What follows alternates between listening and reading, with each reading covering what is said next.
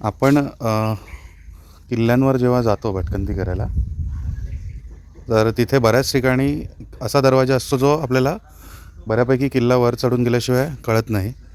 आणि तो काहीसा असा यूटर्न घेतल्यावर कळतो. म्हणजे आपण वर जाऊन जेव्हा यूटर्न घेतो तेव्हा तो कळतो. आणि त्याला असं जुनं नाव आहे की अशा दरवाजांना काय म्हणतात, गोमुखी दरवाजा म्हटलं जातं. सो त्याच्यात कन्फ्युजन होतं बऱ्याच लोकांचं की गोमुखी दरवाजा म्हणजे नक्की काय. तर मी एक राजधानी रायगडाचं उदाहरण घेतो की आपण जेव्हा असं चढत जातो वरती आणि तो दरवाजासाठी आपल्याला असं थोडं वळावं लागतं मागे. मग आपल्याला कळतं इथे दरवाजा आहे. म्हणजे शत्रू जेव्हा इथपर्यंत येणार नाही त्याला कळणारच नाही दरवाजा कुठे आहे, तोपर्यंत आपण प्रिपेअर असायचो. तर गोमुखी दरवाजा यासाठी म्हटलं जातं कारण आता समजायचं की ही गाय आहे, त्याच्या वासराला दूध पाजते. तर जेव्हा ती अशी मागे वळून बघते तर समजा की आपण इथून चढून आलो असं या भागाने, आणि दरवाजा असणार इथे इथे. सो हा जो गॅप आहे हा पण तो यूटर्न झाला.